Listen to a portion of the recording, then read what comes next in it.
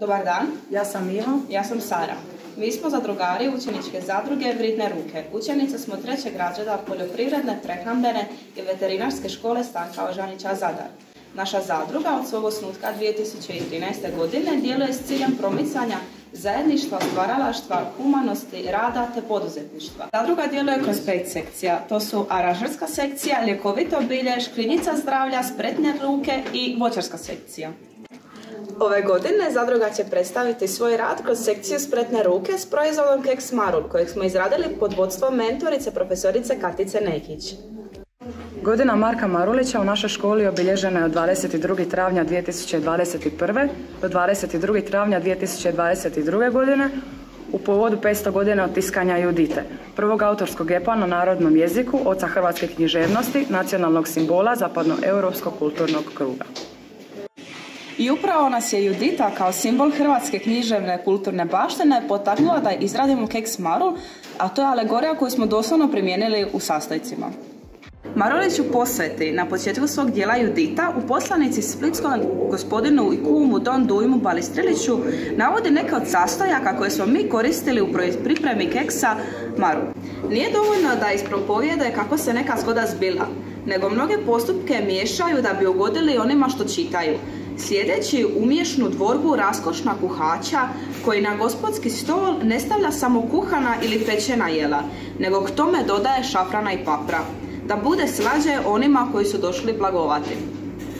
Marulić također u svom dijelu Judita u 4. pjevanju 110. stihu, gdje Judita nakon uređivanja i uz Božji blagoslov sljedeće citiram: pripravi objed, kruh, ulje i prgu. Prga je jelo ili brašno od prženog žita, također jedan od sastojaka koji smo koristili u pripremi Keksa Marul. Sada ćemo vam demonstrirati postupak pripreme Keksa Marul.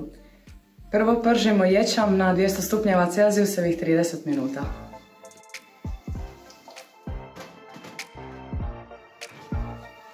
Meljemo prženi ječam.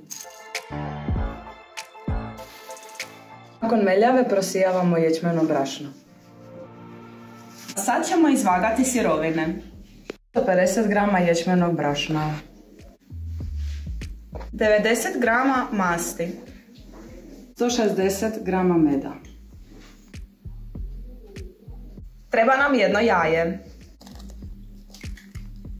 8 grama cimeta, 0,24 grama šafrana, 2 grama soli i 10 grama korice limuna. Miješamo sirovine. Nakon umućenog jaja, masti i meda dodajemo ječmeno brašno. Nakon što smo dodali začine, zamjesimo glatko tijesto. Nakon što smo zamjesili tijesto, razvlačimo ga na debljinu od 6 mm. Zatim oblikujemo kalupom tijesto. Zatim stavljamo peći keks na 170 Celzijusovih stupnjeva 7 minuta. Nakon hlađenja pakiramo keks i stavljamo deklaraciju.